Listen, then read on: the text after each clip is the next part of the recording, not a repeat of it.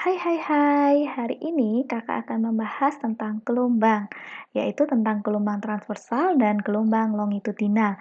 Yuk ikutin terus videonya. Yang pertama, apa sih yang dimaksud dengan gelombang? Gelombang adalah getaran yang merambat. Untuk kalian yang belum tahu apa arti getaran, kalian boleh lihat video kakak yang sebelumnya. Nah, yang kedua, syarat gelombang adalah dia mampu membawa energi atau memindahkan energi dari satu benda ke benda yang lain atau dari satu tempat ke tempat yang lain. Nah, berdasarkan medium perambatannya, gelombang dibagi menjadi dua, yaitu gelombang mekanik, gelombang yang memerlukan medium untuk merambat. Misalkan gelombang tali, gelombang bunyi, dan gelombang permukaan air.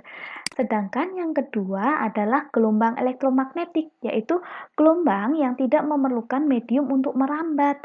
Contohnya adalah gelombang cahaya, gelombang radio, dan sinar X. Nah, selanjutnya, bila berdasarkan arah rambatnya, gelombang juga dibagi dua, yaitu gelombang transversal, gelombang yang arah rambatnya tegak lurus dengan arah getarannya. Contohnya adalah gelombang tali. Nah, kemudian ada juga gelombang longitudinal, di mana gelombang itu arah lambatnya sejajar dengan arah getaran. Contohnya adalah gelombang bunyi. Nah, sekarang kita akan belajar lebih dalam lagi tentang gelombang transversal. Yuk, kalian lihat gambar yang ada di dalam layar kalian, ya. Di sini arah rambatnya ke arah kanan, kemudian arah getarannya adalah ke arah atas dan ke arah bawah. Misalkan ini gelombang tali ya. Jadi arah rambatnya ke kanan, arah getarannya ke atas dan ke bawah. Maka dari itu dikatakan bahwa arah rambatannya tegak lurus terhadap arah getaran. Nah, kemudian apa aja yang ada di dalam gelombang yang harus kalian ketahui, terutama di dalam gelombang transversal ini, yaitu tentang puncak gelombang. Puncak gelombang adalah di bagian B dan F, ini dinamakan puncak gelombang. Kemudian dasar gelombang adalah di bagian D, yang paling bawah ini ya, yang D. Kemudian bukit gelombang adalah daerah yang ada di atas garis, yaitu daerah A, B, C. Kemudian daerah E, F, G. Selanjutnya, lembah gelombang, yaitu daerah yang ada di bawah garis, yaitu C, D, E. Nah, kemudian kita belajar tentang amplitudonya. Amplitudonya yaitu dari B ke B aksen, dari D ke D aksen, dari F ke F aksen. Nah, kemudian kita akan belajar apa yang dimaksud dengan satu gelombang. Satu gelombang atau bisa kakak bilang atau kita sebut ya, lambda. Tanda ini bacanya adalah lambda. Lambda itu adalah panjang satu gelombang. Satu gelombang ini yang mana sih? Satu gelombang itu adalah yang ini. Coba, satu bukit, satu lembah. Jadi dari A ke E. Atau satu lembah, satu bukit. Jadi dari C ke G. Atau dari jarak puncak yang berdekatan, dua puncak yang berdekatan, yaitu dari B turun, kemudian ke atas, kita ke F. Dari B sampai F ini kita namakan satu gelombang. Kemudian ada juga setengah gelombang. Setengah gelombang itu adalah dari A ke C. Atau dari C ke E, dari E ke G, kemudian bila dari B, setengahnya adalah B sampai ke D, kemudian dari D sampai ke F.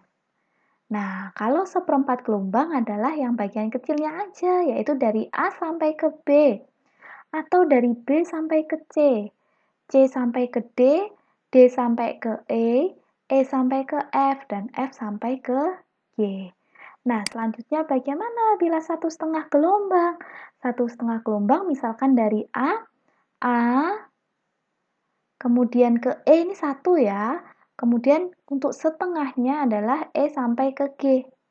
Jadi satu setengah gelombang adalah dari A sampai ke G.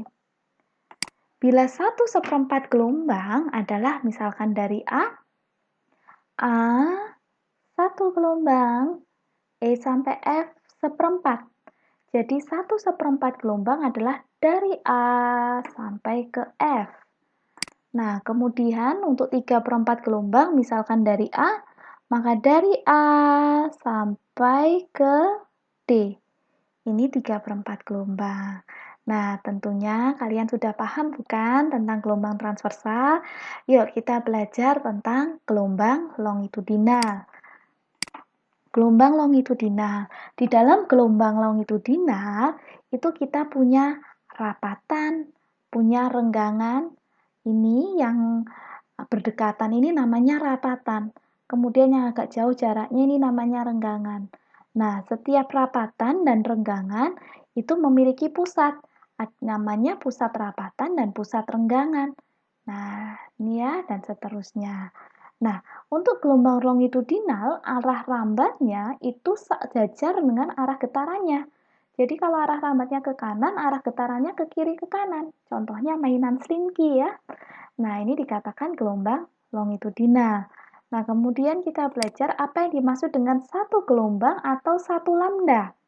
Ya, satu lambda atau satu gelombang adalah satu rapatan dan satu renggangan.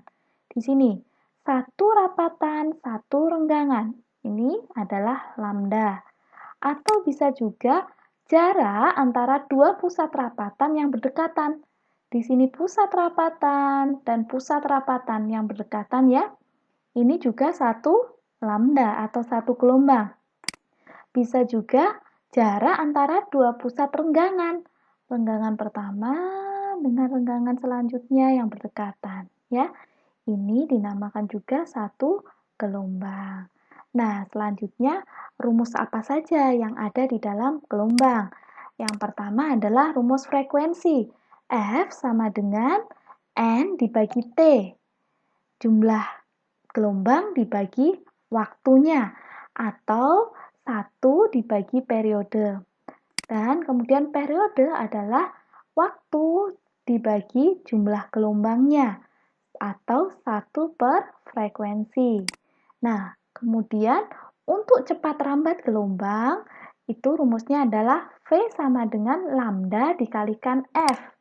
Nah, V ini adalah cepat rambat gelombang ya. Lambda adalah panjang gelombang, ini satuannya bisa kalian lihat meter.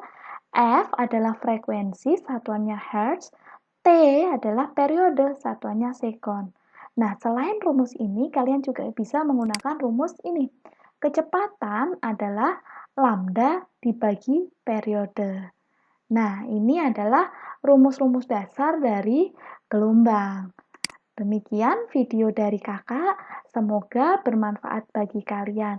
Jangan lupa untuk subscribe, like, komen, dan share kepada teman-temanmu sehingga kamu bisa menjadi jembatan kebaikan untuk teman-temanmu. Bye-bye.